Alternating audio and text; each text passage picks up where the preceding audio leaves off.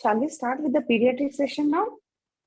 Yeah, but this timing is 9 to 11. If it includes pediatrics, yes, you can start. Yes, it is included in that only. Yeah, sure, you can start. Dr. Smita there? Dr. Smita? Yeah, hello, I'm here. Shall we start, ma'am? I think Dr. Deepthi is not joining us. Okay, so we are done. Preeti will start. Ma'am, shall I keep the timer?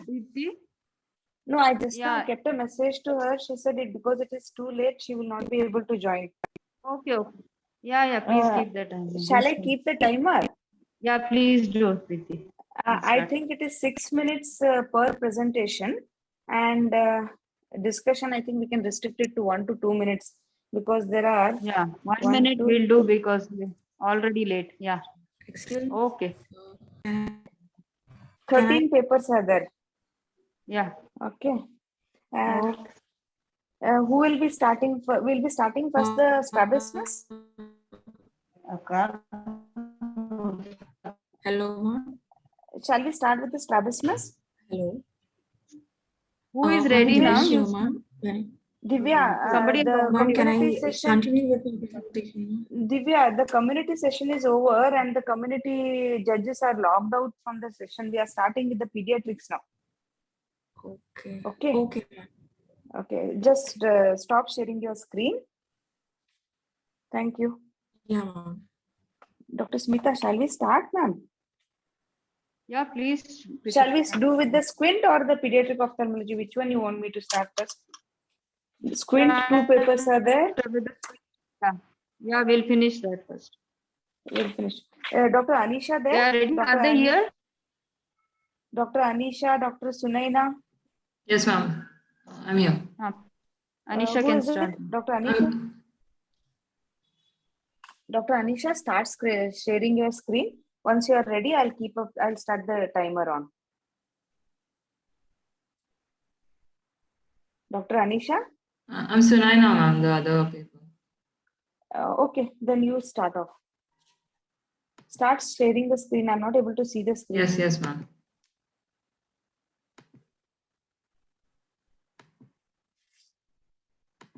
Sunaina, it's 6 minutes, right? Yes, ma'am. Okay, please restrict to that timing. Okay? Okay, ma'am. Sure. Because we're already late because of the other presentations. Okay, we were supposed to finish it by 7. I'll start, ma'am. Yeah, please. Okay. Very good morning. I'm presenting my paper on transposition for malposition. Today I'm dealing with a case of traumatic paralytic squint. So it's a condition where there is ocular misalignment giving rise to incapacitating symptoms of diplopia when vision in both the eyes are intact. Causes can be either due to direct muscle injury or neural injury or intracranial injury or even orbital injury. It gives rise to unacceptable cosmetic appearance, and treatment is closely related to the causes and the symptoms associated with it. The purpose of this study is to know how to manage a traumatic paralytic squint without inducing anterior segment ischemia. To us, we had a 58-year-old male patient who presented with double vision binocularly, which worsened on looking to the right side from 1.5 months following head injury due to a road traffic accident. Symptoms minimized when patient turned face to the right side and when one eye was closed. No other symptoms were associated. No other comorbidities were present in the patient. So this is a pre-op presentation of the patient, how he came to us when we first saw him. On examination, it was found that the general physical examination, neurological examinations were normal, and he had an unaided visual acuity of 6/9 parts in the right eye with N36 and 6/24 in the left eye with N36. On best corrected visual acuity, it went up to 6/9 both the sides with N6. IOP was normal. His color vision was also normal. Head posture, it was shown that he was slightly turned to the right side. On Hirschberg's test, we found that in the ocular alignment that the corneal light reflex was displaced 30 degrees temporally in the primary position in the right eye. Anterior segment examination on the whole was normal. There were no significant findings in either of the eyes. The fundus examination as well was also normal. There's no findings here as well. On motor examination, on cover-uncover test, we saw alternating esotropia, left eye greater than the right eye. And alternating cover test, the secondary deviation was greater than the primary deviation. showing it was an incomitant squint. Now, on measurement of this deviation using prism cover test, it was found that there was a deviation about 50 prism diopters with a base out prism. And the FTT, that's the forced reduction test, was positive in this case. Ocular movements in the uniocular movements, the left eye, all the movements were normal and intact, whereas in the right eye, the abduction was reduced to -3, but the other movements were normal. Binocular movements, the dextro elevation, dextroversion, and the dextro depressions were suppressed. It was having a power of -3, whereas the levo version, levo elevation, levo versions were normal. These are the pictorial representation of how the patient's eyes were moving while we were checking the binocular movements. And this is a diplopia charting showing that there was diplopia in the extreme right gaze and slightly in the primary gaze, but not in the left gaze. Hess charting also showed restriction of the right lateral rectus movements with exaggerated left medial rectus movements. Worth 4-dot test showed that there was diplopia, and CT and MRI films were normal. There was nothing reported in that as well. So we concluded that this was a case of right lateral rectus palsy secondary to abducent nerve injury due to cerebral trauma. Surgical correction was advised, but only after observing the patient for about 6 months, and he continued to have symptoms of diplopia. So the actual surgery was delayed because of COVID, where we operated on him almost about 1 year after his presentation. So we did a modified Nishida's procedure on him, where the right medial rectus was recessed by about 6 millimeters from its insertion point using a 6-0 vicryl. And we did the vertical recti, that is the superior and the inferior rectus. The lateral or the temporal 1/3 edge of these bellies was sutured on to the superior temporal, inferior temporal quadrants using a 5-0 non-absorbable suture, just 10 mm behind the limbus. This was what was exactly done, where we can see that the lateral bellies were sutured here, just 10 mm behind the limbus. In between was the lateral rectus. After, of course, recessing the medial rectus. These are the intra-op pictures where the first set I'm showing you the recession of the medial rectus, which was being done here, 6 mm. Followed by this, we have transposition of the inferior rectus and the superior rectus as well. As you can see here, the superior temporal quadrant where the superior rectus is being sutured and the inferior side here. And finally, after this was done, the patient, the transpositions were done. So this completed the procedure by itself. And this is a post-op picture of the patient where we can see he was orthophoric. Also, his abduction movement in the right eye had improved, and it was maintained so even in the post-op period as well. So the Jensen's Hammerschlein procedure was what was popularly done before for vertical, where the vertical muscles were also split and tenotomy was done, and it was incised in case of lateral rectus palsies. But this gave rise to anterior segment ischemia, and also it also gives rise to vertical deviations were also very common, because of which this Jensen's procedure was not at all very popular. But later Nishida came up with a no split, no tenotomy technique. So initially he would also split the vertical recti, but without doing any tenotomy, he would do the suturing and concluded that it gave better results. But later on, it was found that even without splitting or doing tenotomy, he could still suture it and give a good correction. And this was a modified way of procedure. This created an additional muscle insertion as new points of action where they were sutured, and also it can generate an abductional force at the suturing sites. 30 seconds left. So this showed that there is no anterior segment ischemia in the post-op period, and this the vertical recti being sutured alone would give 30 to 35 PD of about correction, and with MR recession up to 50 PD. So because of this, which this procedure is now preferred for while handling multiple muscles at once. So modified Nishida is simple. It gives improved abduction, corrects large angle ESO, reduced anterior segment ischemia, and also gives minimal muscle handling, which means there's minimal trauma and no ocular cardiac reflex. These are my references. Thank you so much. Good, Sunaina. One thing for a nice presentation and keeping up the time. What is the predictability of the Nishida alone without the medial rectus recession? Ma'am, here, like according to the studies which were done, it shows that it gives about 30-35 PD of correction alone if the MR recession is not done. How much did you do the MR recession here? 6 mm, ma'am. 60 is 18. Okay. Okay. And second thing, what was the FDT and FGT? Now, FDT was positive because the patient, when we did like later on, like initially we didn't do it. We did it like 6 months later when he presented. He had like MR contraction had occurred. So we weren't able to like abduct it completely. And because there was an LR paralysis, there was no FGT felt as well on that patient. And when did the patient first present to you? He presented like 1.5 months after his this one RTA, which was in 2019 November, ma'am. Okay. Then because of COVID, Okay. we like didn't follow him. I mean, he didn't follow up after that. But he presented almost 8 months later. So that's when again What we else? reevaluated him. What else you could have thought before surgery if you would have presented early? Because he was having diplopia, I would have given him frenal prisms to probably prevent that symptom from occurring. Like we had given him refraction correction. Other than that? Also prisms. And Other than that, what else you can do? If he is a diabetic sixth nerve palsy and you are expecting to recur and all, what else? What can be the modality of treatment other than the surgery till you wait for the surgery so that? like botulinum toxin, ma'am. Yes. Okay, nice presentation, Sunila. Thanks so much. So Dr. Smita, any other questions?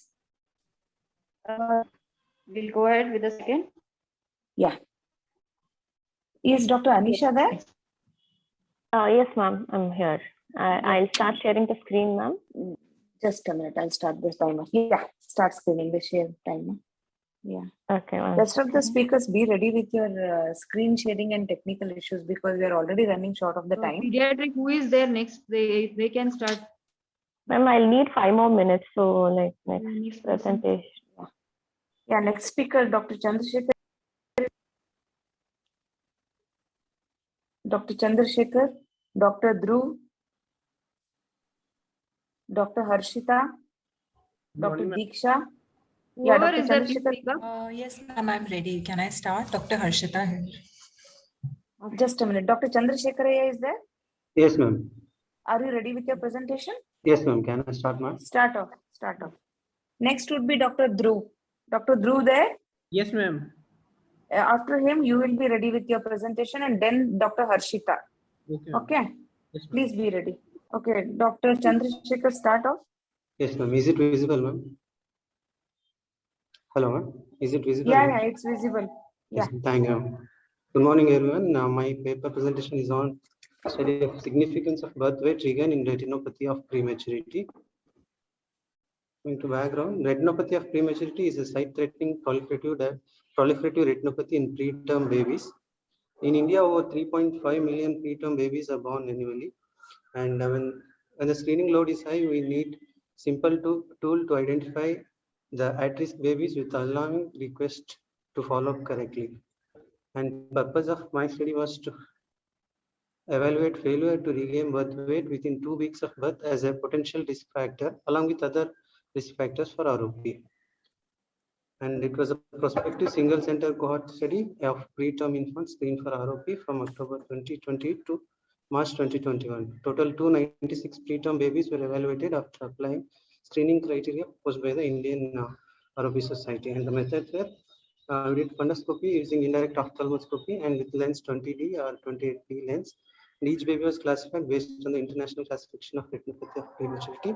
First examination was performed before 4 weeks of chronological age or before discharge from the NICU, whichever was the first.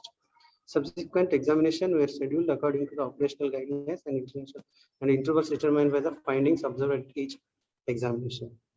Data collection was discontinued when retinal vascularization was complete, reaching extreme temporal periphery, or when ROP showed complete regression after treatment. And we collected data pertaining to variables such as birth weight, gestational age, weight at 2 weeks, gender, supplemental oxygen therapy, number of blood transfusion, and sepsis, intraventricular hemorrhage, cardiovascular diseases, and respiratory distress syndrome. In statistical analysis, we used the IBM SPSS version 20, and for continuous variables were expressed as a standard deviation, whereas categorical were presented as an absolute number and proportion. And to calculate the association between each potential risk factor and ROP, odds ratio were calculated, and we consider 95% confidence interval. Statistical analysis. In this again, we used univariate analysis to find out statistically significant variables, which were then analyzed using multivariate logistic regression.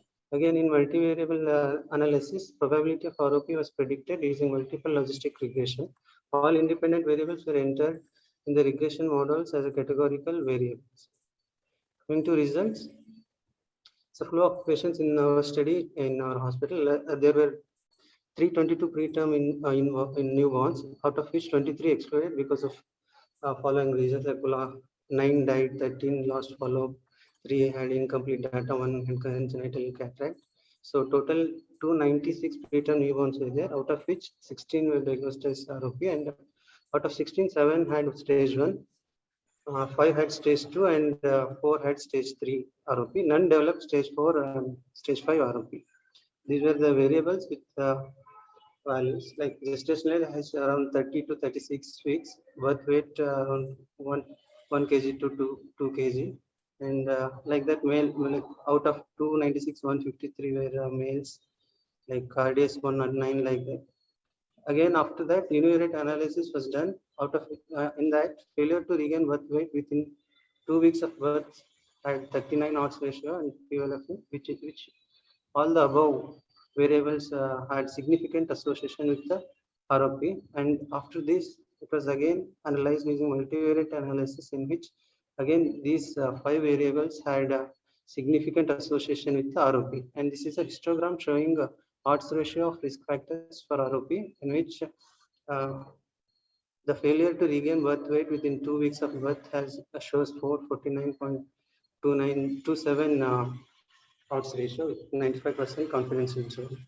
So in discussion, in recent past, a number of studies across the globe have tried to identify the potential risk factors of ROP, so that this is one study where they have done a pilot study to find out the association between the birth weight gain and ROP. In this study, there is like least risk within 10 days, whereas moderate risk between 11 to 20 days, high risk after more than 21 days. Conclusion, our research revealed that failure to regain birth weight within 2 weeks of birth is an independent risk factor for development of ROP. The incidence of ROP in our study is 5.4%, low compared to Brazilian studies with analogous design. And these are my limitations with the study. Good presentation, Dr. Chandrasekhar. Did you analyze the children who had a failure to grow, whether they were whether they were small for gestational age, or they were not considered in this study? No, that part was not considered, ma'am. Just for like we took weight as one separate variable, gestational age separate. No. What I'm telling is, yes, the ROP, what your failure to gain weight to yes, prevent ROP, the children who are small for gestational age are the one who have failure to thrive. So in yes, your study, the children whom you had failure to thrive, were they yes, ma'am. studied for Yes, small they for had, gestational age? Yes, ma'am, they were small for gestation. And what were the other factors for those who had a failure to thrive? Whether did they have sepsis? Did they have anything else? Yes, ma'am. As a confounding factor? Cases. Yes, ma'am. Yes, ma'am. I'll tell you. Out of 12 who had ROP, ma'am, in that 8 had sepsis, ma'am. Yes. Those Can you consider the had failure to thrive as an independent factor for preventing ROP, or the other things are the one which are hindering the failure to thrive? Ma'am, others can also hinder, right? Yeah, if a child doesn't have anything of Yes. these confounding factors and only has failure to thrive, did they have ROP? That is what one Australian study is done, no? Where the results are not yet conclusive, whether the failure to thrive alone can be a factor for preventing ROP, right? Yes. And what was the birth weight? Birth weight on an average, it was around like 1 kg to 2 mm, like more than 1 kg, more than? Yes, 1 kg, like okay. 1.5 kg to plus or minus. Gestational age? 34 weeks, ma'am. We have taken 34 weeks or chronological week before 4th week. Average gestational age was? Hello, ma'am. Average gestational age? 33 weeks plus or minus 3 weeks, ma'am. Like 30 to Not 36 that- weeks, ma'am. Yeah, ma'am. Is it not a big thing? 33 plus 3 or plus or minus 3. Ma'am, Big like gap, 30, you cannot compare that way. That is the major factor, right? Yeah, tell no, me. 30. Hello. And No, how no, tell many me, yes. percentage? Yeah. What are the incidence of ROP in the children who are above 33 age? Hello. About? Are you Sorry, audible? ma'am. Am I audible? Am I Yeah, audible, ma'am. Chandrasekhar? Yes, ma'am. Yes, What ma'am. is the prevalence of ROP in children who are more than 33 weeks born? See, 33 weeks children, expecting them to be of 1 kg is something unusual. Yes. 1 kg birth weight is usually at 28 weeks of gestation. Yes. So 33 weeks, 1 kg means small for gestational age. That's what was the question I asked you. Yes. See, there are Dr. Shweta. confounding factors of age and the birth weight. Those two have been not been compared. One thing. Other thing is gestational age itself. You should you cannot compare plus or minus 3 weeks. That is a big gap of 6 weeks. Yes, ma'am. So there it makes Okay. a lots of difference. Okay. Comparing 28 weeks born and just 32 or 34, 36 is 34 is your last pregnancy. Yes. So that is a big bias, right? Confusing factor. Yes, How do you account for it? What do you have done for that? No, for that we have not done. Have you done Like anything that. regarding this? What No, you are ma'am. asking? No, ma'am. No, ma'am. Okay, ma'am. Dr. Shall Smita, we shall go we on start? to Yeah. Dr. Dhruv, start your presentation. Good morning, ma'am. Yes, ma'am. Yeah, start, Dr. Dhruv. Yes, ma'am. Good morning, ma'am. Today I am presenting atypical aniridia syndrome, a case report. Case 1, history. A 9-year-old female came to ophthalmology OPD with chief symptoms of abnormal eye movements in the age of 4 years, diminution of vision since age of 4 years, whitish discoloration behind the clear part of right eye since 2 years. They visited several private ophthalmologists in the last 2 years regarding the same complaint, was advised surgery but could not undergo due to financial strains. Family history. The mother gave history of similar complaints in the family. Her elder brother, father, paternal grandmother of the patient also have similar complaints. Father and grandmother didn't take any treatment for the ocular condition. The grandmother died due to MI. This is the patient, 9-year-old girl. We can see that there's a crowning of the teeth and there's a high arch palate. Midline direct. Ocular examination, head posture was slightly tilted to the right side and upward null position. Ocular posture normal, visual axis parallel, facial symmetry was symmetrical. The patient also has nystagmus, which was jerky in character, spontaneous, pathological, unconscious, and involuntary. Fast phase was in the right direction. Null zone was present when child has chin lift up and face turned to the right side. Visual acuity in right eye was PL positive and PR accurate. In left eye, it was 616, primarily 624. Near vision was N36 and color vision was normal in the left eye. Intraocular pressure was slightly increased in the left eye. Anterior segment examination of the right eye, it showed uh, uh, it showed absence of iris and whitish discoloration of the lens.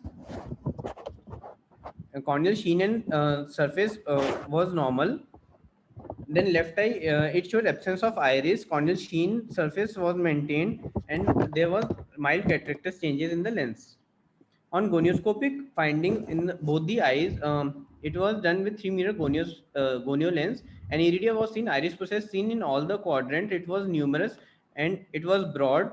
Ciliary body was seen behind the iris process. Sclerospur was seen. Trabecular meshwork was seen. It was mildly pigmented in all the quadrants, and Schlem's canal not made out. Sholbay line, it was extended 360 degree. The insertion was anterior, which is known as posterior embryotoxon. This is the posterior embryotoxon. This is the posterior embryotoxon that we can see, and these are the broad iris processes. Fundus. Showed normal in the left eye and right eye. It was no glow as the cataractus was there. On OCT, it was the foveal contour was absent. CFT could not be made out. Uniform retinal thickness seen throughout. EZ and ELM were normal. Disc was normal, and the vitreomacular interface was normal. There was no fovea appreciated as the thickness of the fovea was thickness of the retina was throughout normal. So the patient underwent right eye cataract surgery with foldable IOL in the back. There was no zonular dehiscence. Zonules were present 360 degree. 1 week post op, the respective visual acuity was 636 and near vision was N24 after giving +3 addition spherical. Now the elder brother, case 2, the patient presented with the similar complaints. He also had nystagmus, which was jerky in character, pendulous, spontaneous. Nerve zone was absent, and the patient in the right eye could be seen. The right eye was soft, shrunken, shapeless, structureless, and in the left eye we could see a spot of corneal cirrhosis, stage 2. The patient was referred to the higher center for the treatment. The patient was put on vitamin A on day 0, 1 and 14 day 2 lakh international unit. After that, the patient vitamin A level were improved. Discussion. Congenital aniridia manifests as total or partial absence of iris caused most commonly by mutation in the particular gene, which is the PAX6 is the most common gene. Classic aniridia is a pan-ocular condition including aniridia, cataract, corneal paleness, foveal and optic nerve hyperplasia associated with mutation of PAX6 gene. The differential diagnosis which we ruled out was ARS or Axenfeld Rieger syndrome. It is autosomal dominant genetic condition characterized by anterior segment dysgenesis and systemic abnormalities, defect in differentiation and migration or arrested development of neuroplast cells in the anterior chamber. Facial bone, teeth, cardiovascular system, and periumbilical skin are considered to be etiological basis for the systemic and ocular findings. These are the classic photos in the literature of the congenital aniridia syndrome showing foveal hypoplasia, aniridia cataract with zonular intact, and foveal hypoplasia. Thank you. Dr. Dhruv, Yes, ma'am. can you tell me about the consanguinity in this patient? Was there any consanguineous marriage? It was non-consanguineous marriage, ma'am. Including the previous generation when it started? Yes, ma'am. No consanguinity was found in previous generation. What is atypical in this? Why you have named it as atypical aniridia syndrome? Because systemic conditions can also be found as in Axenfeld Rieger syndrome. Systemic is found in congenital aniridia syndrome. No systemic abnormalities found, but in both the brother and sister, there is crowning of the incisors and high arch palate, which shows the midline defect in neural cases. So basically, this is the atypical feature which is found in this patient, ma'am. And no, in Axenfeld Rieger syndrome is fine. You are talking about aniridia, right? You are the patient also had Axenfeld Rieger syndrome in this? No, ma'am. In Axenfeld Rieger, ma'am, in the iris, the iris is correctopia is there, ma'am, but not complete iris is absent, ma'am. In this, the complete iris was absent, only the stump was seen. Ma'am, iris hypoplasia is there in Rieger anomaly, ma'am, but in this case, the iris was absent, so that's why we classify it as congenital aniridia syndrome. Okay. Next presenter. Harshita is there. Oh, yes, ma'am. Ma'am, shall I start sharing my screen?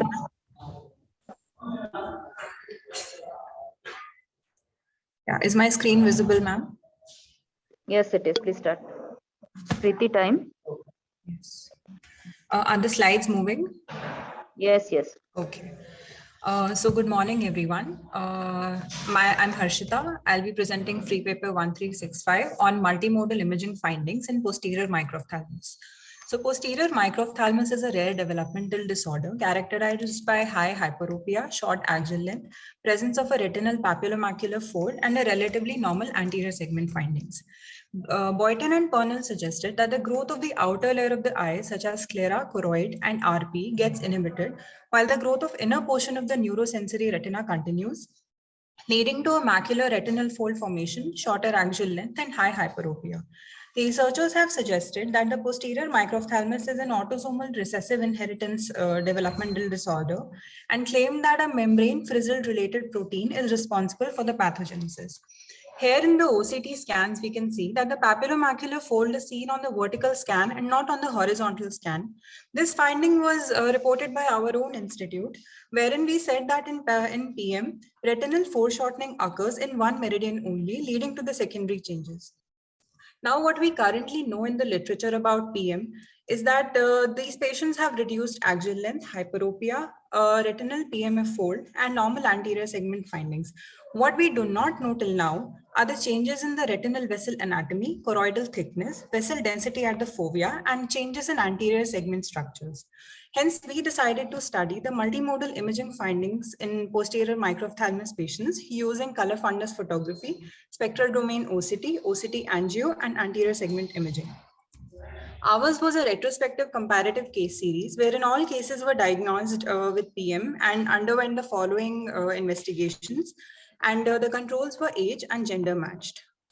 We recorded the age, gender, refractive error, and associated ocular findings of these patients. Also, we measured the superior vessel distance and the inferior vessel distance from the fovea on color fundus photography. Also, the distance between foveal center and temporal disc margin on color fundus photography. We also saw the OCT to see for the presence of the papillomacular fold, central retinal thickness, and subfoveal choroidal thickness. On the OCT angiography, we saw the vessel density in the central 1x1 mm grid at the fovea. The anterior segment findings, these were the following parameters seen on the lens star 900.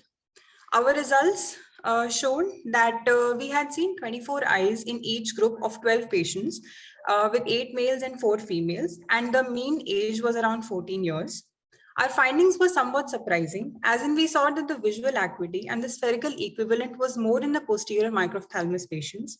Also, the distance of the superior arcade, the inferior arcade, and the temporal margin from fovea was relatively lesser than the control group. We also saw that the central retinal thickness, subfoveal choroidal thickness, and the octa vessel density was much lesser was different in the posterior microphthalmos group than the controls. Also, the axial length, keratometry findings, and the wide to wide diameter was also different. We were able to correlate the axial length with other imaging parameters, and we found a positive correlation between the anterior chamber depth and wide to wide ratio, whereas we saw a negative correlation between the spherical equivalent and keratometry readings. This was also seen, the same was seen on these graph findings. Hence, our study confirms that in posterior microphthalmos, there's reduced axial length, hyperopia, papillomacular fold. We added that in posterior microphthalmos, there are higher keratometry readings, a reduced wide-to-wide corneal diameter, closer retinal arcades, and an increased vascular density on OCT angiography. We also showed a correlation of axial length with posterior microphthalmos with a direct correlation between the anterior chamber depth and an inverse correlation between keratometry readings and the wide-to-wide diameter.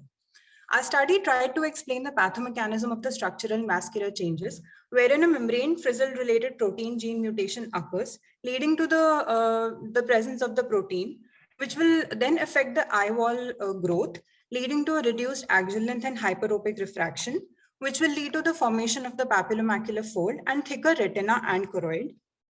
This will cause retinal vessel and optic disc crowding, leading to an increased vessel density at the fovea and a reduction in the foveal avascular zone, causing steeper corneas, and no affection of intraocular anterior segment structures like the anterior chamber depth was seen.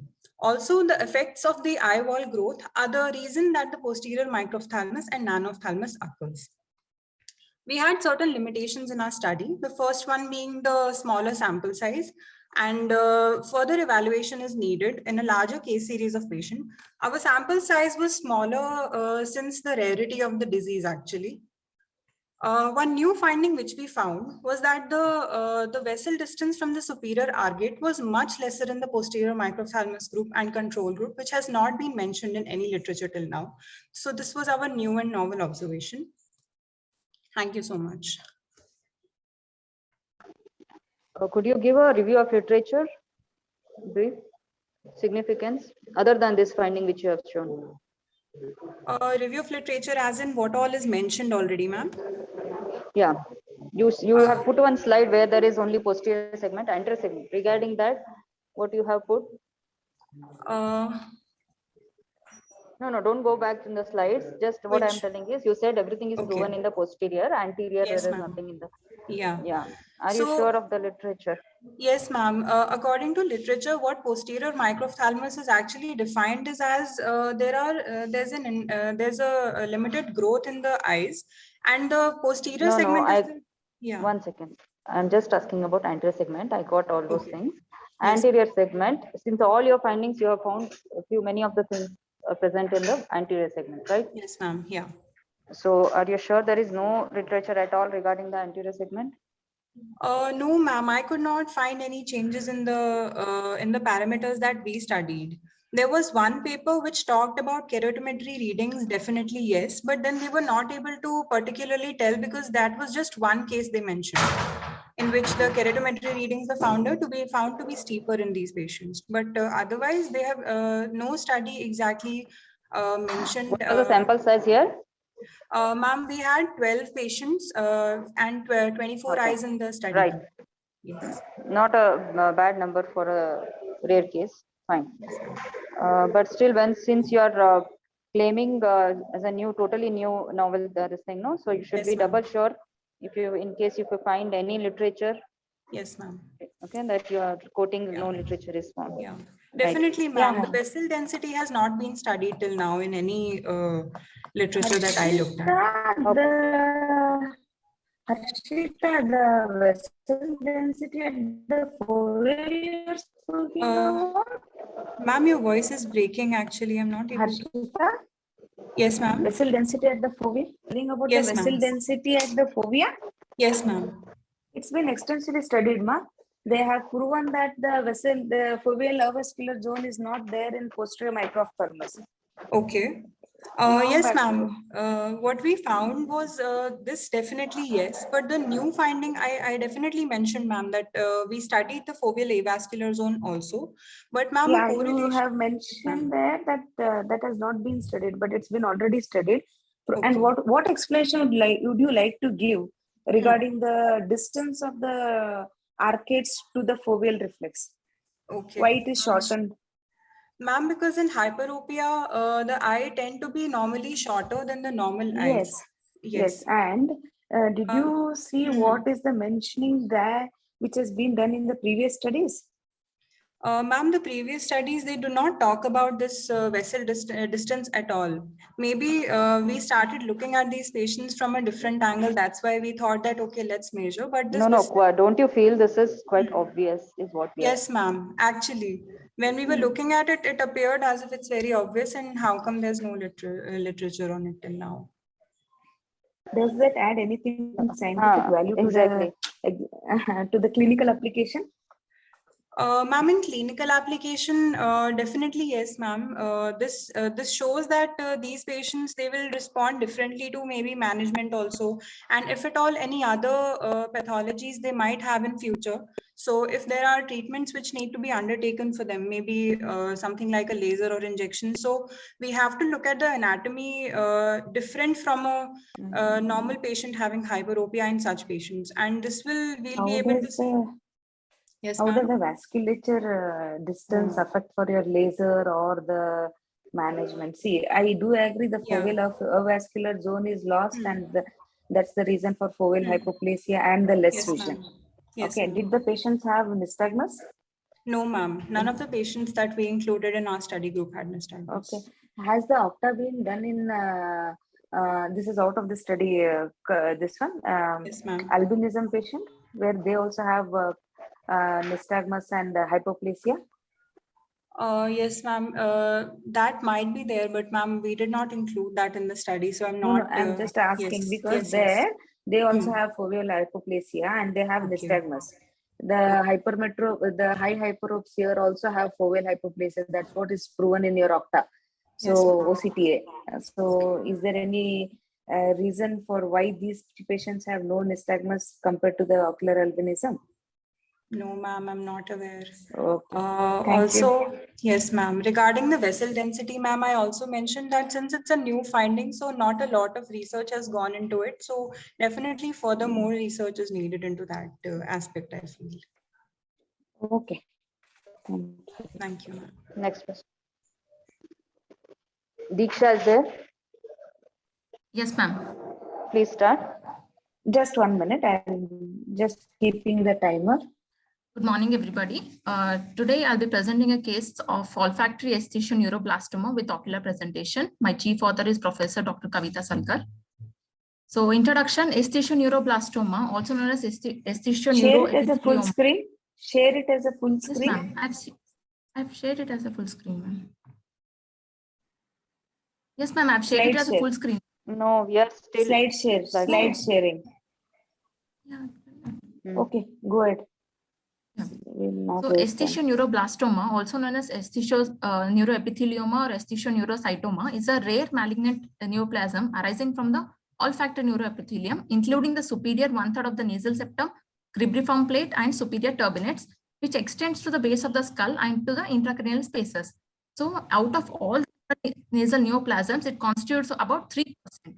And esthesioneuroblastoma manifests across all ages with the bimodal age group, that is around 2nd and 6th decades of life. So here patients present in locally advanced stages. So they require multimodal treatment in the form of surgery, chemotherapy, and radiotherapy. So this multimodal approach with risk-adapted strategy is required to achieve good control rates while minimizing treatment-related toxicity. The aim of the study is to study the ocular manifestation, diagnosis, and management in a young female with esthesioneuroblastoma. So my study type is observational type. So here, 16-year. I'm not. 1 second. Yes. Please, you're changing the slides. Yes, ma'am. It's still in introduction for us. Is it the same, Kriti? Yeah. I'm seeing only introduction. She is not changing the slide. No, ma'am. I changed. Now it is aim of the study. Okay. Now visible, ma'am? Yes, continue. Yes. So here's a 16-year-old female present. Study. Hello. Audible? Continue. A 16-year-old. Yeah, continue, ma. 16-year-old female presented to the eye of the OPD with complaints of swelling in right eye since 10 days, which was sudden, progressive, painful with pudendal discharge above medial canthus and from the nose. So it is associated with proptosis and restriction of eye movements. On examination, the vision in right eye was 6/12, which was improving with pinhole to 6/6, and in left eye it was 6/6. And dilated fundoscopic examination was normal. And patient had history of primary amenorrhea, and patient had history of mass in right nasal cavity, and she was having history of pansinusitis since 1 year associated with epistaxis. Because since there was a discharge, so pus was drained and the reduction in swelling was noted. And we have sent the patient for the routine investigations, and the blood investigations, that is hemogram, RFT, LFT was deranged. Then we sent the patient for CT brain with PNS, and there was a sinonasal mass noted in the right side. And there is a large sinonasal mass lesion with intracranial and right intraorbital extension with right bony remodeling and erosions as described. Then they further suggested for MRI. So we went ahead with MRI brain with and PNS with contrast. Suggested that features consistent with olfactory esthesioneuroblastoma. Then we got a immunohistochemistry done, which was positive for CD56, chromogranin, and calretinin. Meanwhile, after CT brain, we even refer the patient to ENT and neurosurgeon. This is a preoperative CT where the right side there is a mass encroaching onto the left side. And MRI scan, it shows a dumbbell-shaped mass which is coming from the nasal mucosa. Then we went ahead with the ENT surgeon and the neurosurgeon went ahead with the surgery, and the intranasal tumor was excised and cleared, and it was sent for histopathology report. The histopathology report showed there's an invasive cellular tumor cells consisting of cells with large round hyperchromatic nuclei with vascular and lymphatic invasion. Features are compatible with malignant cellular blue cell tumor, or that is olfactory esthesioblastoma, high grade and nasal cavity. For the histopathology report, we have a Hyams grading. According to that, it is a grade 4, which is high grade. Then since the tumor was invading the base of even the brain, so with the help of the neurosurgeon, the craniotomy was done. And the tumor was noted near the front. After removing the frontal bone, the tumor was noted and it was cleared. And reposition of the cranium and skin was done. Post-operative CT, there was little residual lesions, but the main mass was removed. This is how the patient was presented, and this is a post-operative day 3.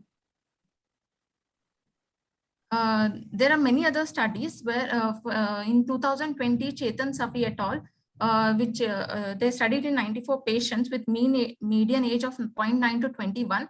The Kaddish staging is seen mainly because of we can grade in the CT scanning, where stage A means it is persistent to the nasal mucosa. Stage B is it is spread in the paranasal sinuses, and stage C is it is beyond the paranasal, that is it is encroaching the cranium, and stage D is it is having distant metastasis. And time up. Conclude. Ma'am, as it can present with complex symptoms related to ocular and nasal side, timely referral of the patients presenting with visual symptoms along with nasal involvement, that is frequent epistaxis, to otor ENT and neurosurgeon is very important to reduce the morbidity and mortality of the patient. And also thorough knowledge of the anatomical structure of the orbit and surrounding structures is also important. These are the references. Thank you. What is novel in this? What is novel in this study? Could you please elaborate? She's asking what is new about this study. What you want to highlight? Ma'am, patient first, it came to ophthalm OPD, ma'am. Mainly, ma'am, this pediatric patient, they'll present suddenly with the locally advanced stages. If you wouldn't have referred to a ENT and a neurosurgeon, we would have lost the patient, ma'am. Okay, fine. It's like a multimodal approach and. Okay, I understand. Thank you, ma'am. Next Dr. presentation. Kavita, are you ready? Dr. Kavita is there? Yes, ma'am, I'm here. I'll share the slides. Yes, please. Next would be Dr. Anusha. Be ready, okay? Start, Kavita. I have no financial interest or conflict of interest in the study that I'm presenting today. It is on analysis of orbitofacial anthropometry in children with features of pseudostrabismus. Orbitofacial anthropometry deals with measurements of inner canthal distance, outer canthal distance, palpebral fissure width, interpupillary distance, and canthal index, which are shown in the beside pictures as here. Pseudostrabismus we quite often see in our clinical setup is appearance of strabismus in a child, but without actually true misalignment. What are the features causing pseudostrabismus are the telecanthus, epicanthal fold, hypertelorism, and uriblepharon. These can be present in isolation or in combination in various craniofacial orbitofacial syndromes with congenital deformities or anomalies. So what is the importance of this study is that it helps in diagnosis and management of various craniofacial anomalies, orbitofacial syndromes, and deformities, especially what we see in our practices, blepharophimosis syndrome, Apert syndrome, Krausen syndrome, and following trauma, so that we can have a better function and cosmesis, especially following trauma. It also, this data also helps in genetic counseling of unaffected family members, especially so if only few features are present in a child. The other uses helps in making of spectacle frames and lenses, optical display devices. Interestingly, it's also useful in prosthodontics, forensic medicine. So our aim was to analyze orbitofacial anthropometry in children with features of pseudostrabismus, and also to analyze these parameters in different age groups and between genders. Most interestingly, in our study, we compared the measured and calculated IPD. So after taking ethics committee approval and informed consent from the parents, we recruited 60 children aged to 18 years with features of pseudostrabismus. Children with lid abnormality, pupil abnormalities and in whom measurements were not possible. Just a second, madam. There is an echo. Could you? I think two systems are there. Two people are talking at the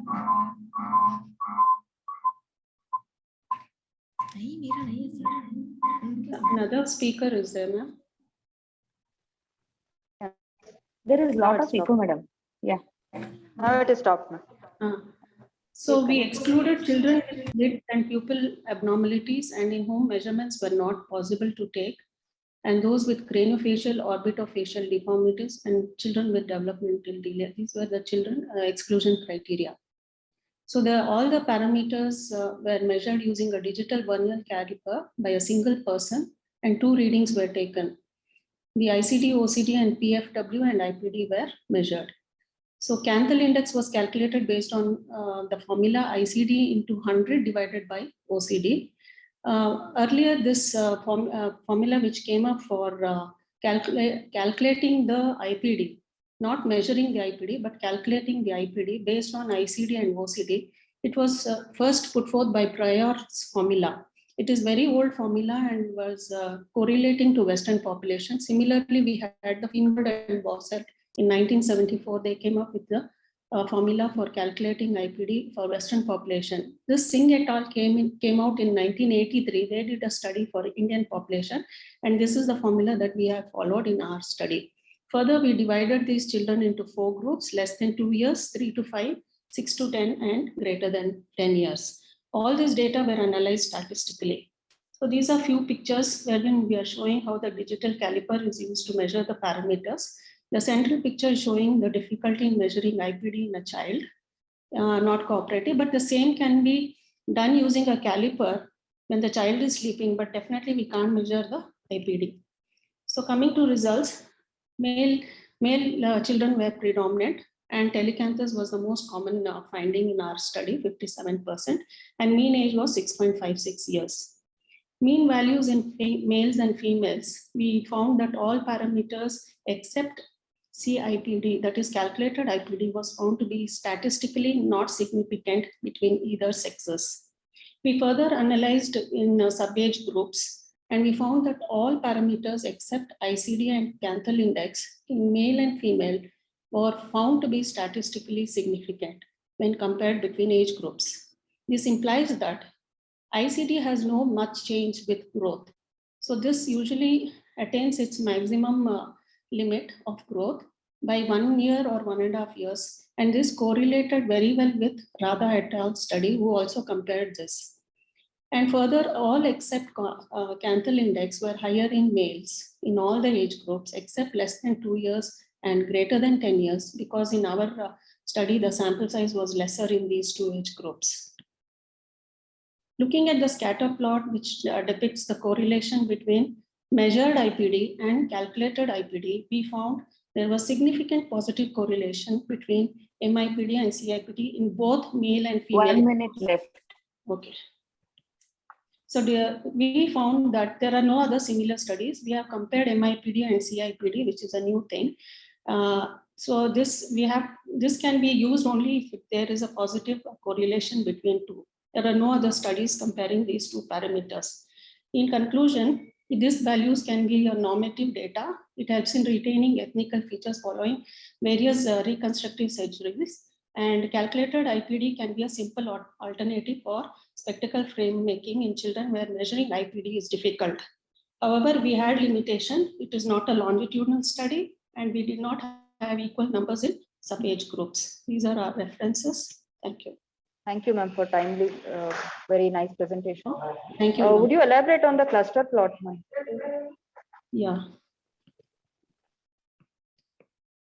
So all the dots which we can see is along this line, that fit line, which shows that there's more correlation in the between the age groups, between the measured IPD and calculated. Measured IPD is actually what we do in the PD scale. Calculated is what we consider the using the 2 formula, which considers only 2 parameters, that is ICD and OCD, which can be measured using the digital vernier caliper when the child is sleeping. So we wanted to really compare these 2 so that in children whom or not cooperative, we can use the calculated IPD in making spectacles. So in females, it is the dots are all scattered around the line, but they are little away from the line as compared to the male group. So there's a significant correlation. That means both the values are almost similar. So you can use calculated IPD. There are not many studies, madam. Only in 1983, Jairoop Singh et al. They came out with this multiple linear regression technique, and they came out with this formula for Indian population. So I thought when we are dealing with so many children with pseudostrabismus, blepharophimosis syndrome, better to have some normative data, and also so that it can help in reconstructive surgeries or post-trauma. That was Right. our. Only thing what I observed is in males, it is both have a close cluster, but though it is more in male, it is cluster is a little bit proximity is there in females also, but in the lower group or the lesser Lesser less age, than yes. 60. Yeah. That was another limitation, because we didn't consider it. When we started the study, we didn't have that idea that we should consider equal number in all the groups, man. So as and when the patients came up and fitted into our inclusion exclusion criteria, we included, and then later we thought, why not analyze sub-age group so that it contributes to the normative data, which is not there. After 1983, very few articles have come up on this now, especially so measuring IPD and calculated IPD. Okay, very nice. Thank you. Ma'am, what would be its clinical implication in true strabismus? The analysis of the orbitofacial anthrometry. True strabismus, ma'am, we have to do clinical testing only, ma'am. We have to do alternate cover test. We have another study. No, I mean to say, see, the pseudostrabismus, yes, what would be the clinical implication of these things in true strabismus? Like large intercanthal distance. Large intercanthal, maybe it just gives a clue that we have to be more cautious in examining. That's it, ma'am. When we find, if a telecanthus patient comes with true exotropia, even after you correct it best, the patient will still appear they'll still appear as a strabismus. Yes, to meet the demands of the patient's parents' expectation. So these are to be considered. That was what I was expecting the answer kind of. Thank you, madam. Routinely we are not doing, so maybe thanks for the suggestion, ma'am. Maybe we can use this to tell the parents in case they are not happy post-operatively. Next presentation, please. Hello, ma'am. Anusha? Yes, ma'am. Start the presentation, ma'am. Yes. Please make it fast, ma'am. We are running out of time. Ma'am, can you see, ma'am, now? Hello? No, not yet, not yet. Dr. Smita, are you able to see? No, I'm not able to. Yeah, now she started sharing the screen. Yeah, right. Start now. Your time starts now. Good morning, ma'am. My study is to know the study of effect of patching in amblyopic patients on visual acuity and visual level potential. Introduction.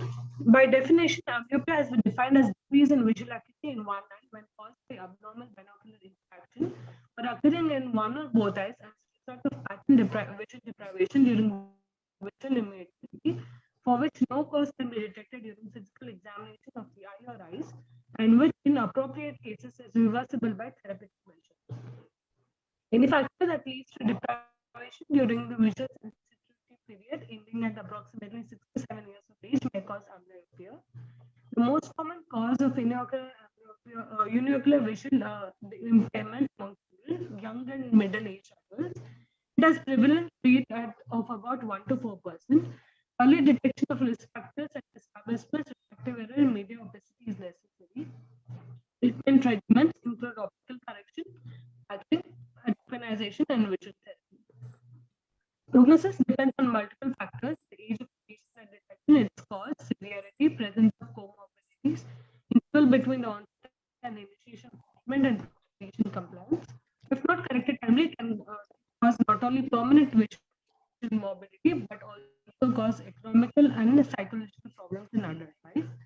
needs to emphasize Preethi the need ಮಾತಾಡೋದಮ್ಮ for more screening. Shweta ಇವ್ರು ನನಗೆ ಇನ್ನೊಂದು half an hour time ಆಗುತ್ತೆ. ಮುರಳಿ ಮತ್ತೆ ಶ್ರೀಕಾಂತ್ ಅವರಿಗೆ ಹೇಳ್ಬಿಟ್ಟೆ.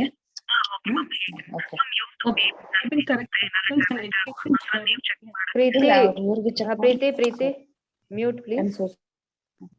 I'll continue, ma'am. Yeah, please continue. Okay. Inclusion criteria: patient willing to give informed consent. Diagnosis of distracted visual acuity in one or both eyes, B6 or less than that. Age of all children of either age attending ophthalmology OPD between the age 5 to 16 years. Presence of refractive error or strabismus. Exclusion criteria being patient diagnosed with any other detectable ocular pathology like sensory amblyopia, age less than 5 years or more than 16 years of age, patient not willing to give informed consent or lost follow-up.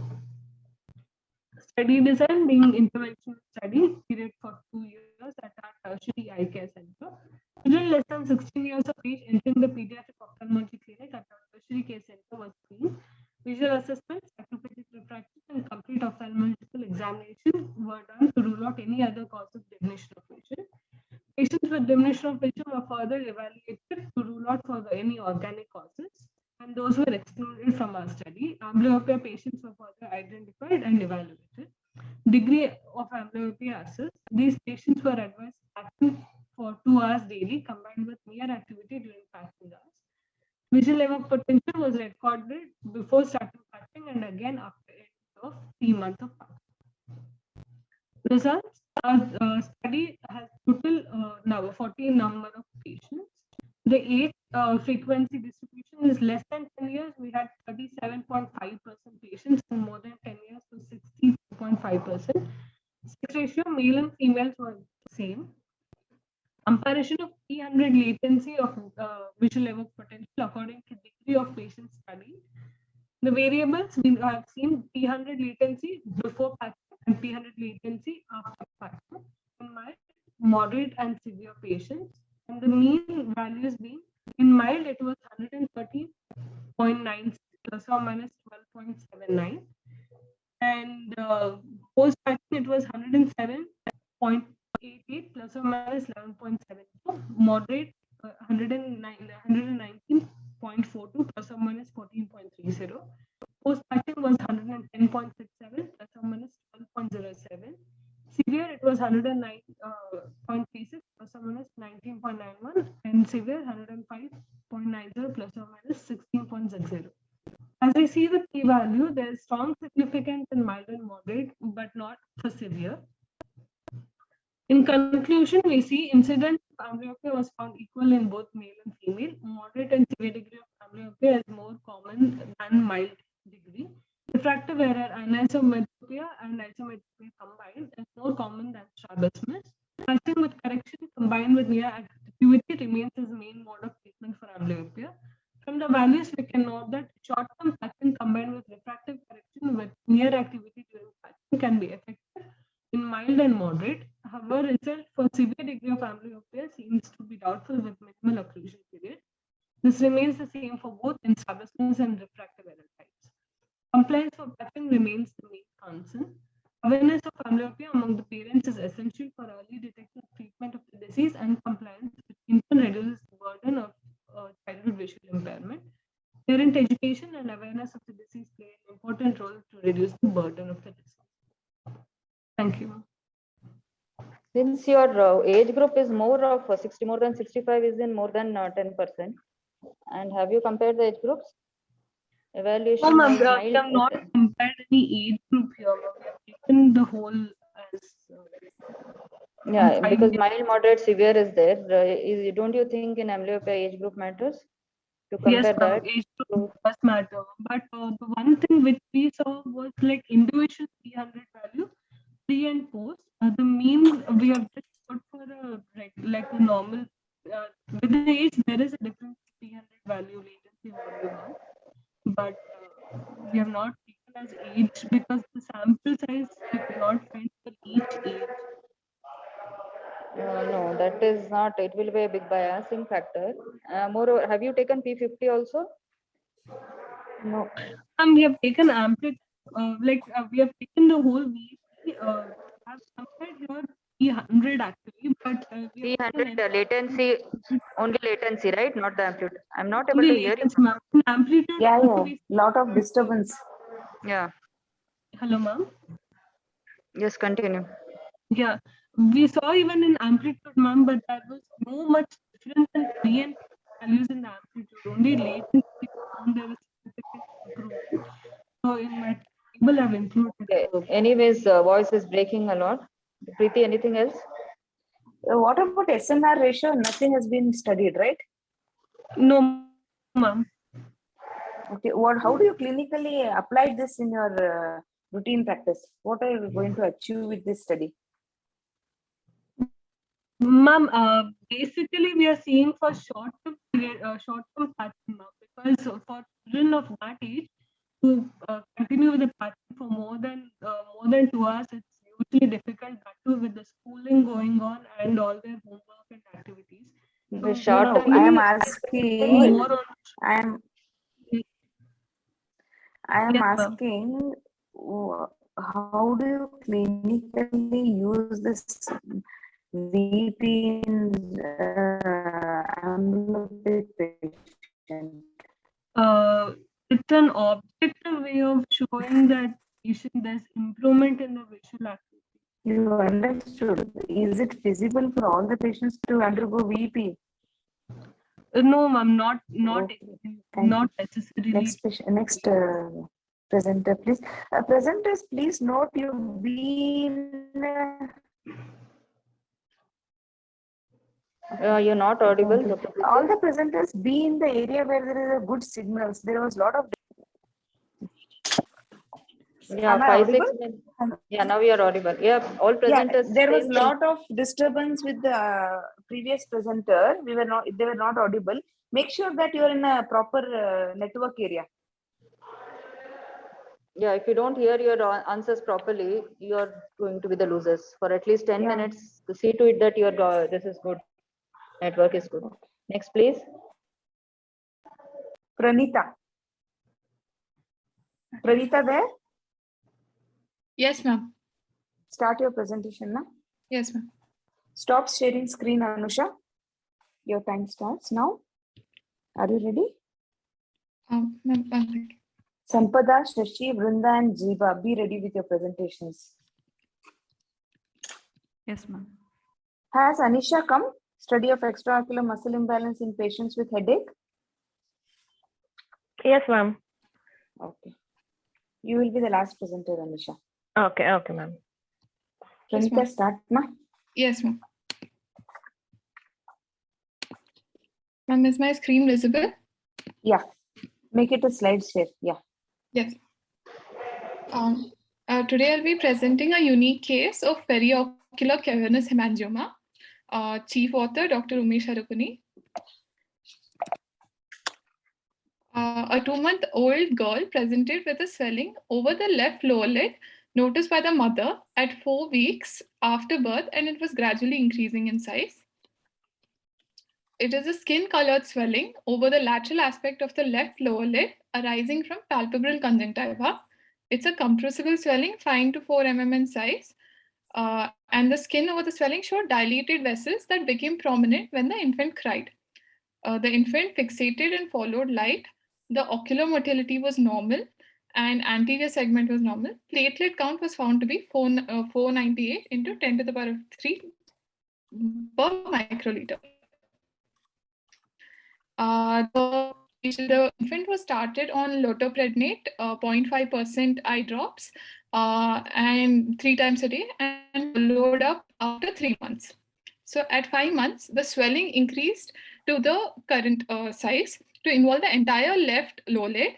It is 1 into 2 centimeters, extending over the cheek. The skin over the swelling showed mild bluish discoloration, and dilated vessels became very prominent when the infant cried. The cycloplegic refraction done at that point was right eye showed +2 spherical, and left eye showed +1.5 diopter spherical and +3.5 diopters at 50-degree cylinder. The treatment intralesional injection of triamcinolone 40 mg was administered under IV sedation. And drastic reduction was observed in 2 weeks. So the intralesional injection was given 40 mg per ml, was done initially with a 30 gauge needle and a 1 cc syringe. Injection was performed under IV sedation and the entire 1 cc was given. The needle position was checked both visually and on palpation, and the vascular injection was avoided by checking blood aspirate from the needle. Another dose was given at 6th month under IV sedation and again observed after 2 weeks. So after the first dose, this was the reduction in size of the swelling. It drastically reduced, and after the second dose, again followed up after 2 weeks, this was the final size. On cycloplegic refraction on the last follow-up, the right eye showed +2 diopter spherical and left eye showed +2 diopter spherical and plus 1.25 diopter cylinder at 55 degrees, showing approximately 2.25 diopters reduction in astigmatism. Discussion: deep capillary hemangiomas, which was formerly known as cavernous hemangioma, are rare in children, only about 15%. If present, it proliferates during the first year, remains stable from 12 to 18 months, and then starts regressing with fibrosis. As the swelling grows in size, it causes vision-threatening complications like astigmatism, strabismus, and amblyopia due to visual deprivation. Thus, it has to be regularly followed up and treated in time.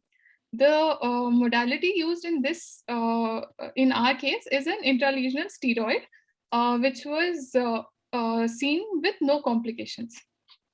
So these are some articles that use the same technique. This used a ultrasound-guided injection of corticosteroid with the retroceptal. They performed the study on 3 patients. They did not see any complications like CRAO or retinal embolization.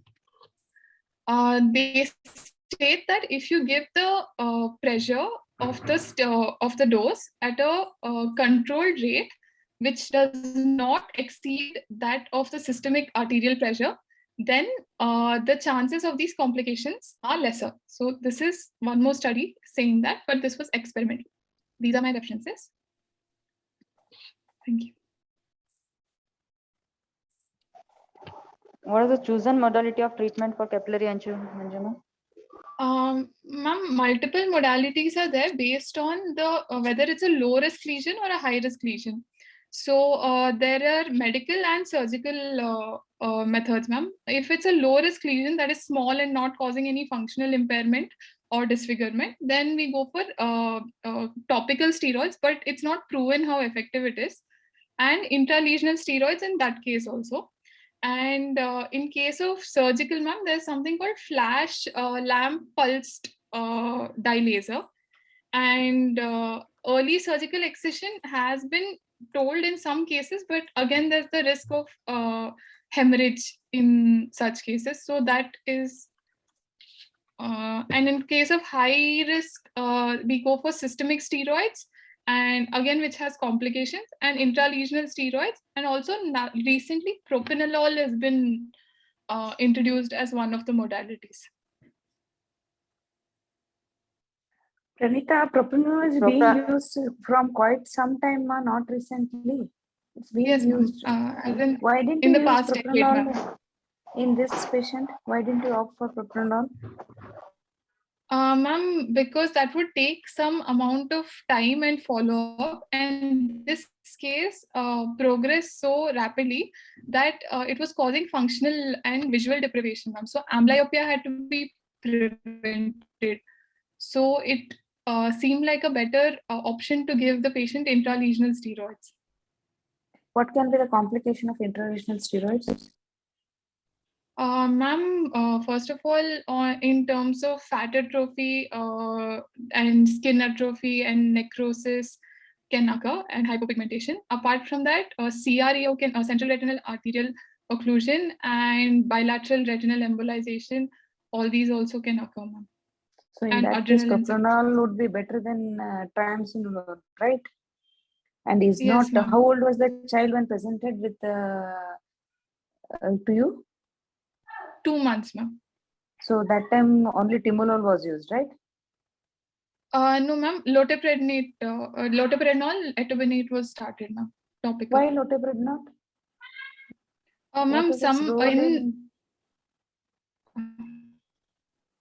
What is its Ma'am, role in low risk lesions, because it was very small, it was observed to see if it would regress. And class 1 topical steroids have been one of the modalities in low risk lesions, ma'am. Okay. Pranita, you are a ophthalmology PG, right? Yes, ma'am. What is the spelling of refraction, ma? In both the slides, you have written wrong spelling. Sorry, ma'am. We don't expect it from you. Okay. Oh, sorry, ma'am. Sorry, ma'am. Okay. Next presentation, please. Sampada is ready. Yes, ma'am. Start, Sampada. Yeah, ma'am. Your time starts now. Yes, ma'am. I'll be presenting a paper on the prevalence of pediatric ocular trauma in a tertiary care hospital. My chief author is Dr. Sangamesh Salimut, sir. Introduction. Ocular injury is one of the most common cause of acquired blindness in children. The consequences of childhood injury are harmful as it leads to permanent blindness and visual handicap. Ocular trauma in children accounts for about 8 to 14% of the total injuries. Childhood eye injury is different from adult ocular trauma in terms of objects involved in causing injury, evaluation, and management protocols. Harrison and Telander pointed that children are predisposed to eye injury because of their developing coordination, daring manner of play, as well as lack of anatomical protection from the eyebrow, cheekbone, and the nose. Additional factors include limited common sense, a lack of emotional control, relative ignorance, imitation of behavior, and natural curiosity. Visual loss in the pediatric age group can be a direct consequence of the trauma or secondary to amblyopia. This in turn impairs their psychosocial development. Ocular injuries have been broadly classified into two groups, open and closed globe and adnexal injuries. Open globe injury is an emergency and requires immediate attention. Purpose of my study is to study the prevalence of pediatric ocular trauma in tertiary care hospital with demographic details and visual outcome. Methodology. We retrospectively studied 51 eyes from 50 patients over a period of 6 months, that is March 2021 to August 2021. All ocular injuries in patients aged 16 and below seen in the ophthalmology department for the first time were included in this study. A detailed medical history was obtained from the medical record department. Demographic profile was noted. A detailed ocular examination included visual acuity, slit lamp biomicroscopy, and fundus examination. My sample size estimation was 47. I rounded up as 50. And the study design, hence 50 pediatric study subjects with ocular trauma were included. Study design, it is a retrospective hospital-based case series study.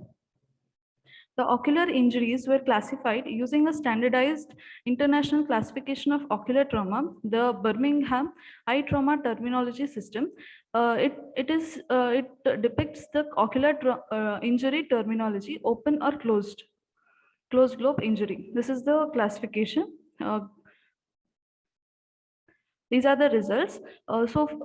Males were more affected than females, and the age group affected, the mean age at presentation was 8.3 plus or minus 4 years, and more ocular trauma was occurred in 10 to 16 years of age.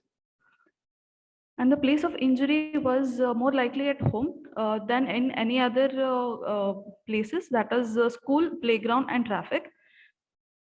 The type of injury was closed globe injury. That is 32 pediatric patients were having closed globe injury. Then open globe was 12. Type of injury, more kids were having conjunctival tear.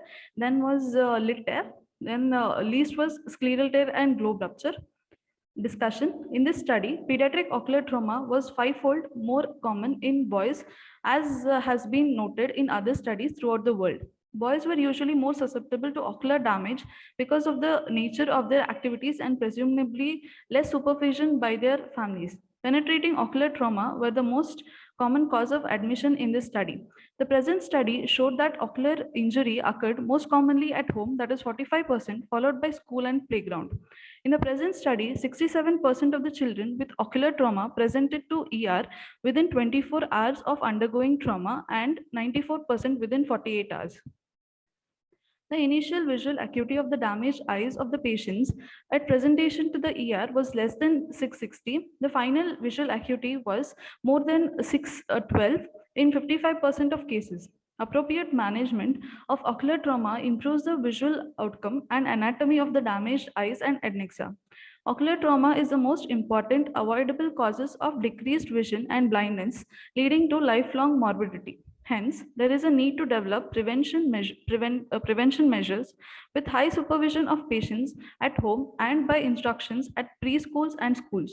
After occurrence of injuries, prompt reference and presentation to ER and appropriate management are very effective in restoring the vision and anatomy of the eye and its adnexa. The main limitation of this study is its retrospective nature, where data were not completed in a standardized manner. Conclusions. Our study concludes that ocular injuries are a major cause of pediatric blindness. The age group from 11 to 16 years is susceptible for trauma. Timely referral and management can help to prevent blindness originating from ocular trauma. Follow-ups of children are important for treating complications in the long term. It is very essential to educate children, parents, and teachers regarding ocular health and hygiene in order to minimize eye injury. Formation of a rapid action ocular trauma team may help to treat pediatric ocular trauma and create awareness and educate child, family, and society regarding ocular trauma. These are my references. Sampada, what is your take-home message from this study? What did you learn from this study? It's ma'am, the more educated the parents and the teachers are about the ocular trauma, we can prevent more of the pediatric ocular trauma in that age group. Okay, can you prognosticate ocular trauma in these children? Did you do OTA score, ocular trauma score? Like once the patient comes, depending upon the injury, what can be the visual prognosis? Actually, ma'am, it was a retrospective study, ma'am. So I couldn't do that thing, ma'am. But vision anywhere is considered? Yes. I don't see that. Yeah. Okay, right. Next person. Okay. Next patient. Ma'am, I'll present next, ma'am. Shashi, right? Is it Shashi? Yeah. Yes, ma'am. Okay. Start. Yeah, my slides are visible, ma'am. Yeah. Thank you. I'm presenting today a clinical study of ROP in infants of birth weight between 1,500 to 2,000 gram. Make it slideshow. Is it visible, ma'am, now? Hello, ma'am. Yes, yes. Please continue. Thank you, ma'am. Coming to introduction, why is ROP important? ROP is a major cause of preventable blindness in children. India accounts for most preterm births in world. India has the third highest incidence of low birth weight of about 1.7 million weighing less than 2,500 grams and about 0.4 million less than 1,500 grams. Estimating that about 40% of these receive neonatal care and 80% of them survive, about 2 lakh children are at risk of developing ROP in India every year, and about 10% of them are treatable ROP. The number of neonates needed ROP management is at least 2 lakh every year. My objectives are to determine the trend of ROP in infants of birth weight between 1,500 gram and 2,000 gram. And also to determine the infant and maternal risk factors associated with ROP in this weight group. Coming to materials and methods, study subject Babies born with birth weight between 1,500 to 2,000 gram admitted to SDM college and their respective mothers were included in the study. Study area was NICU, SDM Medical College, Dharwad. Study period of 1 year. And sample size, all the babies born between 1,500 and 2,000 gram during the period of study and the respective mothers fitting into the inclusion criteria were taken as samples. Inclusion criteria: infants of birth weight between 1,500 grams and 2,000 grams, complete records including birth weight, gestational age, neonatal illness of infant, and mother medical records, and babies, inborn babies were taken. Exclusion criteria: birth weight less than 1,500 grams and more than 2,000 grams, and incomplete documents of infants or mothers, and severely ill infants like intubated infants and necrotizing enterocolitis or meconium peritonitis were excluded. Coming to results, the results were calculated based on number of eyes. There were total 127 eyes were screened and 36 had ROP. That is 20% of these babies had ROP. Coming to percentage of ROP in different stages, 7% had AP ROP and 7% at stage 1 ROP and almost 7% at stage 2 ROP, and there was no ROP found in about 79%. Coming to risk factors associated with ROP, all these were the risk factors found in the study. The main risk factors found in the study, that is septicemia, accounted for about 18%, and RDS, which was the main and caused about 31%, and twins was 27%, and apnea were accounted for 18%, and babies without any risk factor accounted for about 9%. And about the maternal risk factor, maternal anemia and mothers underweight are main risk factors. Coming to discussion part, numerous factors participate in genesis of ROP. Although many studies have shown that ROP is more common in infants of birth weight less than 1,500 grams and is associated with many risk factors like apnea, anemia, sepsis, prolonged mechanical ventilation, multiple transfusion, our study found that there was significant number of ROP cases found in infants of birth weight between 1,500 to 2,000 grams associated with risk factor. To conclude, the results of present study suggest that the percentage of ROP in infants of birth weight between 1,500 to 2,000 grams associated with risk factor irrespective of gestational weight was statistically significant. Hence, a more number of infants weighing more than 1,500 grams should be subjected to screening. Thank you. What is new in this, your study? I started this study during in 2019, ma'am. Previously, the guidelines was ROP screening guidelines was screening less than 1.75 kgs, ma'am. So I included from 1,500 to 2,000 grams, and also in our hospital, the guidelines it was only 1.8. They considered 1.5 as the cutoff criteria. Recently, they have escalated to 1.8. Between 1.75 to 2,000 grams was not included. Okay. Shall we ask Vrinda to start her presentation, ma'am? Yeah, please. Next presenter, Good morning, please. ma'am. Good morning, Shashi, ma'am. stop Yes, sharing screen. Yes, ma'am. Shashi, stop sharing screen. Next, Zeba, be ready, okay? Yes, ma'am. Shashi, stop. Okay. Yes, stop. No, Vrinda, start. Yes, ma'am. The topic of my study is epidemiology of retinopathy of prematurity in a tertiary care hospital. Introduction. Every year, 500 children are estimated to become blind from ROP in India. Despite causing severe visual impairments, ROP fortunately holds a good prognosis owing to the early screening and management.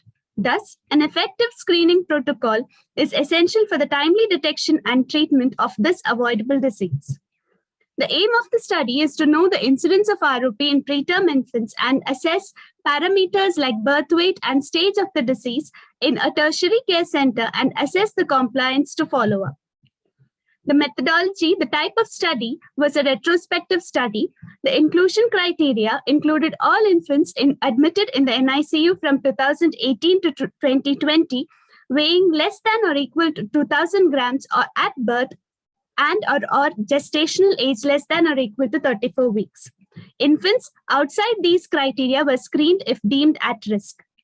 Screening for ROP was done by trained technicians and later interpreted by ophthalmologists using an indirect ophthalmoscope and a 20-diopter lens. Infants diagnosed with ROP were identified, babies were followed up and screened accordingly. Their demographic details were collected. Information regarding birth weight, gestational age, history of sepsis, blood transfusion, transient tachypnea, and respiratory support were collected. Statistical analysis, the data was entered into an Excel sheet. Categorical data was represented in the form of frequency and percentage. Association between variables was assessed with chi-square test, and a p-value of less than 0.05 was considered statistically significant. Coming to the results and discussion, our study, 232 infants out of the 703 infants, that is 30% of the infants screened had ROP. This is less than the study conducted by Kirti BJ et al.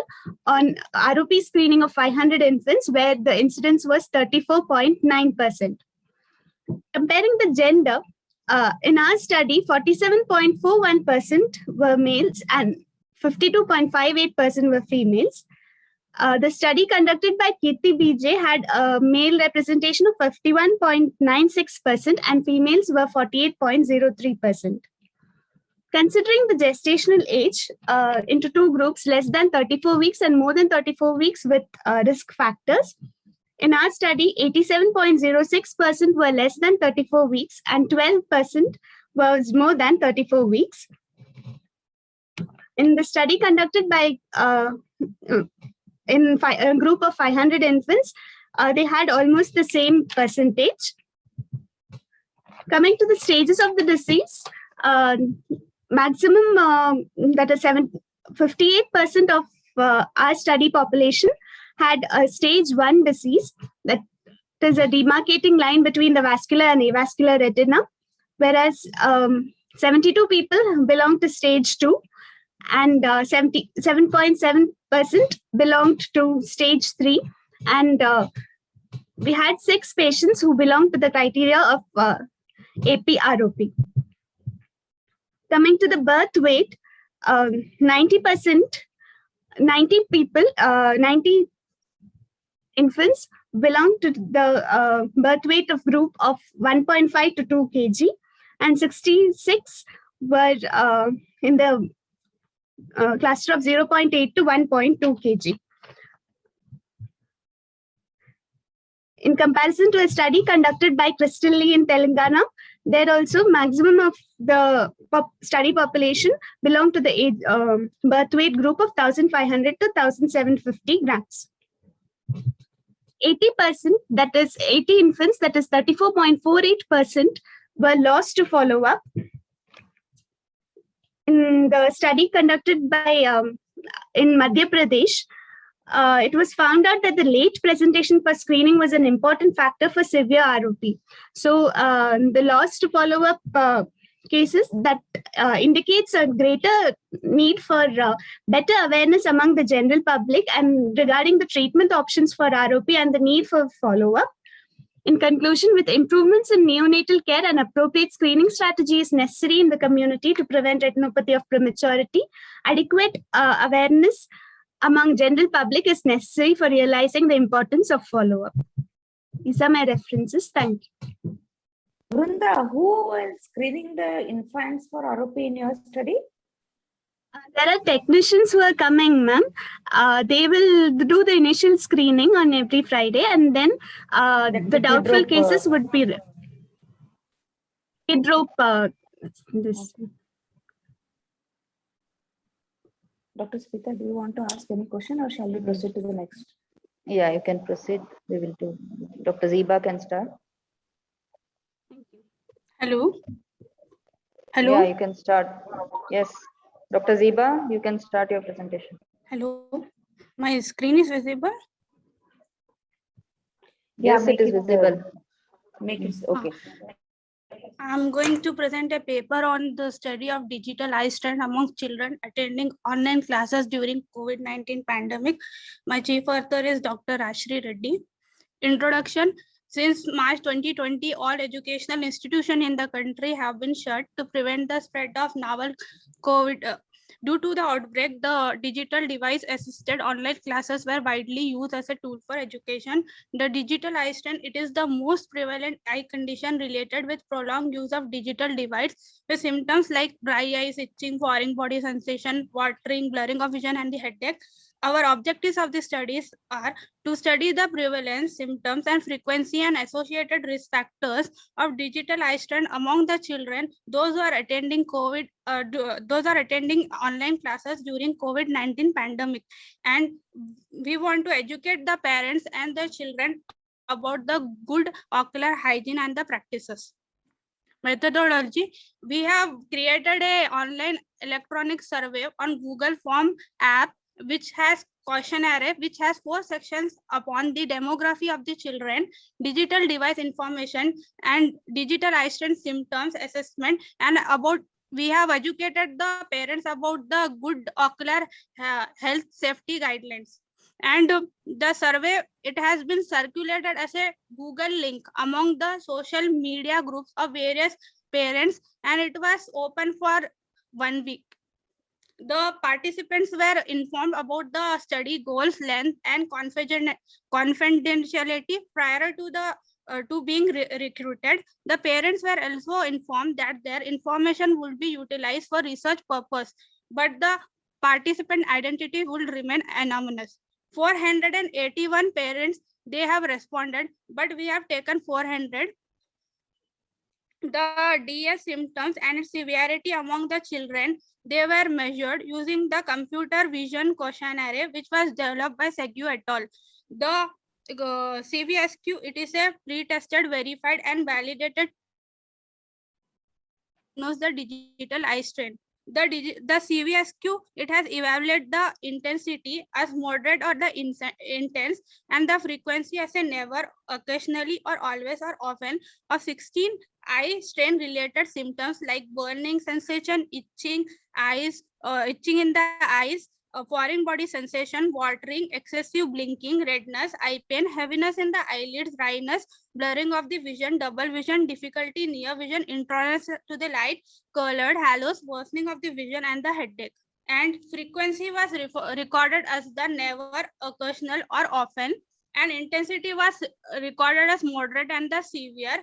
And we have summed the all the 16 formula, and the overall assessment was conducted by obtaining the total score, and which was recorded as the digital eye strain score.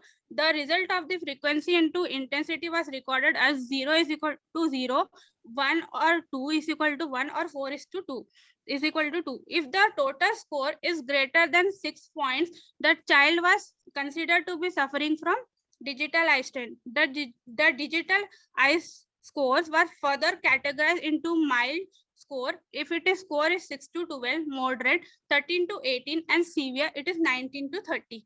All the data that was collected from the respondents were recorded as a Microsoft Excel sheet from the Google Drive link, and statistical analysis was performed using the IBM SPSS statistical software. The quantitative variables were presented as mean plus or minus standard deviation, whereas the qualitative variable were presented as number and the percentage.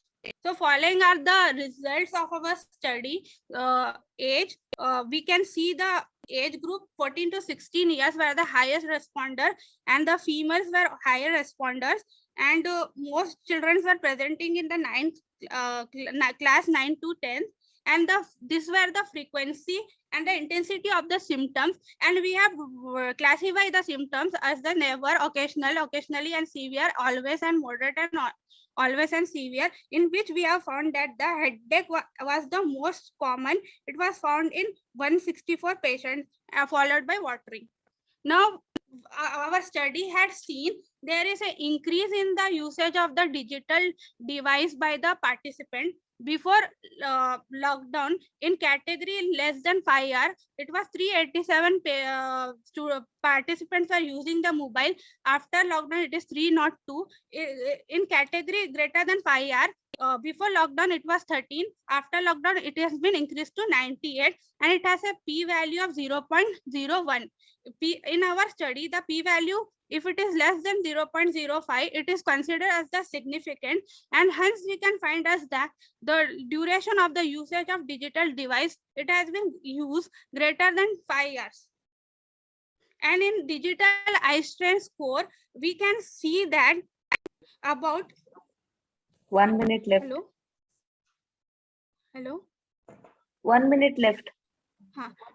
Okay. Out of 195 students have digital Eyestrain. In that, mild strain was present in 17.5. 15% has moderate strain, and the severe strain was present in 16.25. So 195 students were having digital Eyestrain in our study, which accounts to 48.75%. And we can see that the most preferred device used was smartphone, followed by laptop. And we have seen the factors which influence the high digital score greater than 6. We have found that the age 14 to 16 years, gender male, and duration of digital device use greater than 6. It is greater than 5 years is responsible for the digital eye score greater than 6. Discussion. We have seen that 481 participants, they have responded to the questionnaire, in which the 400 were complete, 188 were male students, and 212 were female students. And prevalence in our study, the DES in our study was 48.75. Out of this, 17.5 were of mild grade, 15% of moderate grade, 16.5 of severe grade. And headache was the most common symptoms. And we can see that the 85% were 85 students were using greater than 5 years. Around 13.5 had change in their glass prescription. 4% had wearing the glass for the first time. And age, the 10 to 13 years, which has a p-value of 0.013, male sex with a p-value of 0.018, duration of the digital device, p-value of 0.023, were important risk factor for digital eye score greater than 6. Ziba, conclude And it now, ma. study- You have exceeded 1 minute. Okay. Conclude it now. Conclusion. In the current COVID pandemic, our study reveals that there is an increasing frequency of DS among the children, as well as the impact of the e-learning teaching approach on children's ocular health. Our findings draw attention to the important children ocular health issue in this era, and we encourage the parents, teachers, and eye care providers to explore the evidence-based approach to prevent the digital eye strain in our children. Thank you. You put minus less than 5 pre and post lockdown. Yes. Have you compared that? Your table 3 says that. Why have you compared that? No, don't change the slides. I'm just asking. Don't keep changing the slides. Because I'm asking you. I want No, to madam. see whether there has been increase in usage of device more than That 5 is years. correct, but inferences and all you have used less than 5, more than 5. Is that what is compared, or before and after lockdown has been compared? Before and after lockdown has been compared. But inferences you have put less than 5 years, more than 5 years. That should be a different category, not before and after. That no, for ma'am, for seeing the factors for DS greater than 6, I have taken the duration of digital duration of madam. digital device usage greater than 5 years. Okay, right. Check. Okay, thank you, ma'am. Okay. Anisha? Yes, ma'am. Yes, ma'am. I'll share the screen. Start the presentation. Yeah. Okay. Is it visible, ma'am? Not yet. So good morning, everyone. My topic is study of extraocular muscle imbalance in patients with headache. Introduction. Accommodative anomalies and non-strabismic binocular dysfunctions are vision disorders which affect the binocularity and visual performance of subjects, particularly when close vision is needed. Accommodative dysfunction and convergence insufficiency are common pediatric vision problems that have been frequently associated with increase in severity of vision-specific symptoms that affect children who are doing schoolwork. According to the definition by American Optometric Association, accommodative insufficiency is a type of accommodative dysfunction in which amplitude of accommodation is lower than the age expected norm for an individual and is not due to sclerosis of the crystalline lens. Accommodative insufficiency is a sensory motor anomaly of the visual system wherein there is an inability to focus or to sustain focus at near. It leads to various vision-related symptoms in affected individuals, including blurred vision, diplopia, eye strain, headaches, difficulty in adjusting the focus from one distance to another, and inability to concentrate and loss of comprehension over the time. So aim of my study was to see whether there is presence of extraocular muscle imbalance in young patients presenting with headache in the absence of significant refractive error. So a prospective non-interventional study of 50 patients was conducted from January 2020 to February 2021 in our tertiary eye care institute after obtaining informed consent and taking into consideration inclusion and exclusion criteria. Patients presenting with headache and or asthenopic symptoms without significant refractive error were subjected to through thorough ophthalmic and orthoptic examination, including accommodation and convergence assessment. Other systemic causes of headache were ruled out by appropriate referrals. So observation and results, the mean age of the patient was found to be 24 plus or minus 5.1 years. The range of age group included was 9 to 36 years. This shows gender distribution. 64% were females and 36% were males. Out of 50, 42%, that is 21 patients were found to have accommodative insufficiency. 14% were having convergence insufficiency. 4% showed both accommodative and convergence insufficiency, and 40% showed no extraocular muscle imbalance. Discussion: Ho S. Chen and Sang Park et al. In their study involving 1,031 subjects with primary objective to investigate the prevalence and types of non-strabismic accommodative and or vergence dysfunctions in primary school children, and to determine its impact on the academic achievement, highlighted the fact that the accommodative and vergence functions should be tested for all school children who have visual symptoms and or academic difficulties. In our study, attempt was made to include both pediatric and adolescent age group in order to study the various muscle imbalances. In a study by Jamil conducted in Tamil Nadu, the prevalence of non-strabismic anomalies of binocular vision in the urban and rural arms was found to be 31.5 and 29.6% respectively. Convergence insufficiency was found to be the most prevalent among all the types of non-strabismic anomalies of binocular vision. The prevalence of non-strabismic anomalies of binocular vision was found to be higher in 13 to 17 years age group compared to 7 to 12 years. In our study, accommodative insufficiency was found to be higher than convergence insufficiency in frequency. The group with no extraocular muscle imbalance followed accommodative insufficiency in frequency distribution. This study highlights the importance and need of thorough evaluation of muscle balance in patients presenting with headache after ruling out the other ophthalmic causes. Non-strabismic binocular vision anomalies are becoming highly prevalent among school children, and prevalence increases with age. With increasing near visual demands, these anomalies could significantly impact the reading efficiency of children. Thus, it is highly recommended that screening for anomalies of binocular vision should be integrated into the conventional vision screening protocol. These are my references. Thank you. Your screening was, what are the parameters used in screening? Ma'am, we took for accommodative insufficiency, we did the near point of accommodation using graph ruler. And for convergence, we did again near point of convergence using graph ruler, and positive fusional vergence and negative fusional vergence. We also did accommodative flippers. Yeah, with what? Flippers with what number? Sorry? What power of flippers was used? Ma'am, plus 0.25 and minus 0.25. Come again, yeah. 0.25, how come? Flippers, you mean to say you are using flippers? Yeah, flippers, plus and minus like combined, ma'am. Oh, number. I'm asking the power, Babha. You don't use plus 0.25 and all. You have used or you're not used? Have No, you we done? have used, ma'am. We've used, yeah, I have used. So you don't know the flipper power. Now, who The does plus it? Technicians do. Who do? Opticians do. Optometrists do. Who is doing it? No, ma'am. I myself have done the test. So, but you don't know the flippers power. Yeah, power. But whether it Yeah. was best corrected or not? No, sorry, ma'am. Whether it was best corrected visual acuity.